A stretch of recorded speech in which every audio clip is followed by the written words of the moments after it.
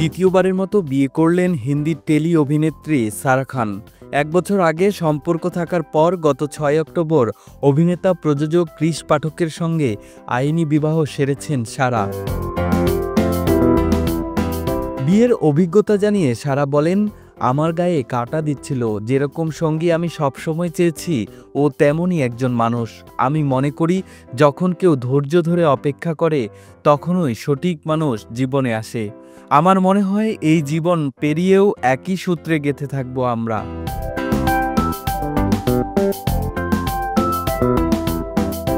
সারা জানান, তাদের আইনি বিয়েটি একটি অন্তরঙ্গ অনুষ্ঠান ছিল, তবে ডিসেম্বরে ধুমধাম করে জীবনের নতুন অধ্যায় শুরু করবেন তারা। ১ বছর আগে একটি ডেটিং অ্যাপে কৃষের সঙ্গে পরিচয় হয় সারার। কৃষের ছবি দেখেই তাকে খুব আপন মনে হয়েছিল অভিনেত্রীর। এরপর তারা চ্যাট করতে শুরু করেন এবং পরদিনেই দেখা করেন। দেখা করার সময় তিনি সরাসরি জানান যে তিনি কোনো অস্থায়ী আনন্দ খুঁজছেন না, বরং স্থায়ী সম্পর্ক চান। কৃষ নিজেও পেশায় একজন অভিনেতা। তিনি জানান, তারা দুজনই অতীতের সম্পর্কে ধাক্কা খেয়েছেন। সেই যন্ত্রণা থেকে সেরে উঠতে একে অপরকে খুঁজে পান তারা।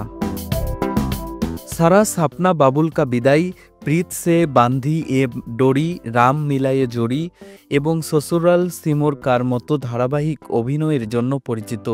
২০১০ সালে আলী মার্চেন্টের সঙ্গে বিবাহ বন্ধনে আবদ্ধ হয়েছিলেন, তবে ২০১১ সালে তাদের বিবাহ বিচ্ছেদ হয়। এবার কৃষের হাত ধরেই জীবনের এক নতুন অধ্যায় শুরু করলেন এই অভিনেত্রী।